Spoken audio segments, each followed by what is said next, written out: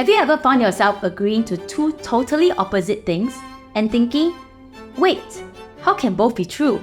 That's the intriguing part about paradoxes. Hey everyone, I'm Angela from GrowthGarden, welcoming you to part 2 of 10 life-changing paradoxes. A paradox is like a mind-bending riddle.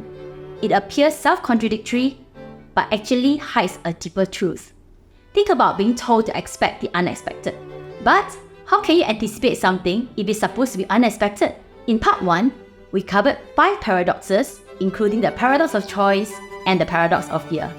Now, get ready for 5 more paradoxes, each holding a powerful truth that can fundamentally change your life.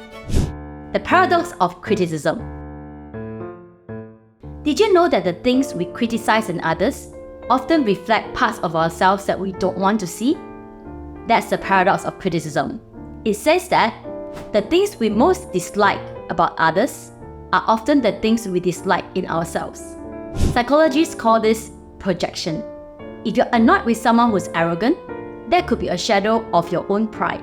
Or if you get upset by someone who's always late, maybe it's a reflection of how you could be inconsiderate towards others' time. I know because I face those exact issues myself. We dislike certain things about others because it's like looking in a mirror and seeing things we don't wish to acknowledge about ourselves. Hence the saying, when you point at someone, 3 fingers are pointing right at you.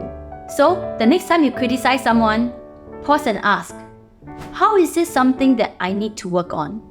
Don't beat yourself up over it, just use it as a window to look inward at the hidden parts of yourself. Can you think of one trait in others that frequently bothers you? What could it reflect about you? Share about it in the comments below. The paradox of happiness.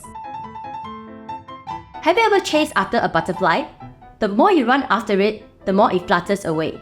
But if you keep still, it might just land on your shoulder. That's a lot like chasing happiness. Which brings us to the paradox of happiness. The harder you chase after happiness, the more elusive it gets. I remember during my entrepreneurial journey, I was fixated on achieving happiness. That's why I started School of Happiness to begin with. But here's the thing, happiness isn't a trophy or a milestone.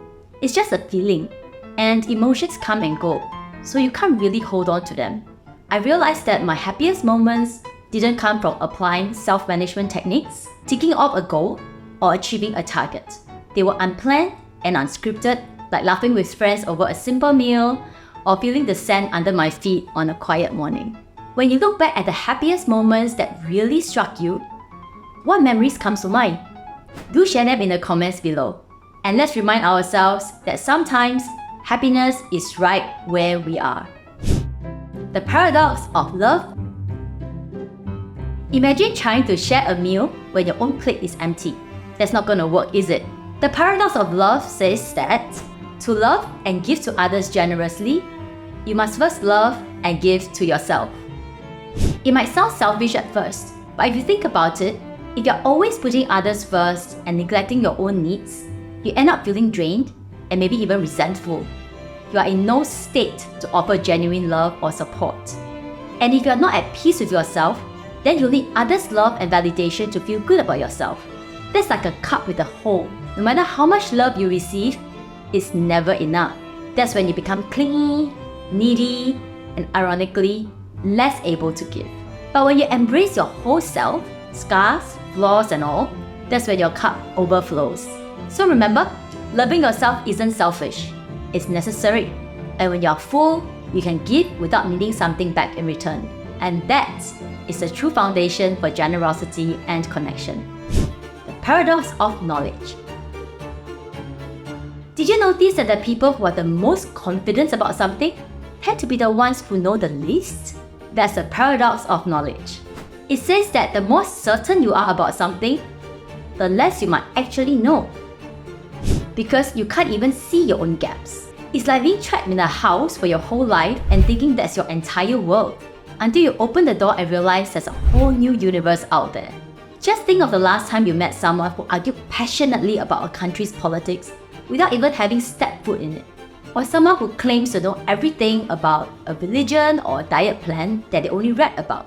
I went through that when I started my own business. I had a business degree and a couple of marketing and business development roles in my pocket. So I was sure I knew enough about business until I started my own venture and realized there were layers of complexities that I never imagined. Right now, I'm still discovering daily how much I don't know, from business strategy to technology, marketing, team development, product development, financial management, and the list just goes on and on. It's scary, exciting, and humbling all at the same time. So the next time you feel utterly sure about something, ask yourself, do I really know this for a fact? Or who do I know who sees this differently? The paradox of freedom. Have you dreamt of a life of total freedom with no rules, no routines, and no one to answer to? Guess what? That dream might actually be a nightmare. Because the paradox of freedom tells us structure and routine actually leads to more freedom. I learned this firsthand when I started my own business. Initially, I was thrilled. No office hours, no bosses breathing down my neck, no daily meetings and deadlines. It seemed like ultimate freedom. But life quickly turned into a jumble of random activities and projects. I was working in unstructured bursts, drifting from one thing to another, and my freedom actually felt much more like chaos. It was only when I started to set routines again, such as my morning rituals, focus hours for important work, and pockets of time for loved ones and my personal priorities, that things started to take shape. Suddenly, I had clear boundaries. My mind was less cluttered, I was less stressed, and guess what? I had more time and energy for the things that I loved, like spontaneous overseas trips or exploring new hobbies. Having a structure is like having a map on a road trip. Knowing the route doesn't restrict you. It frees you to enjoy the journey.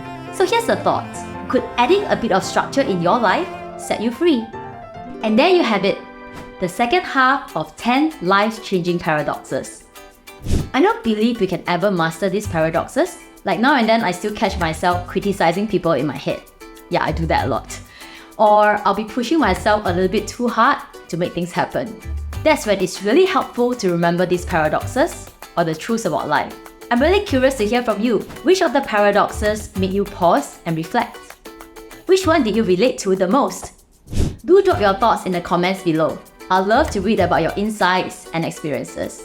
And don't forget to hit subscribe if you haven't already. Stay tuned for more stories on life, growth, and business here at GrowthGarden. Thanks for watching. See you in our next video.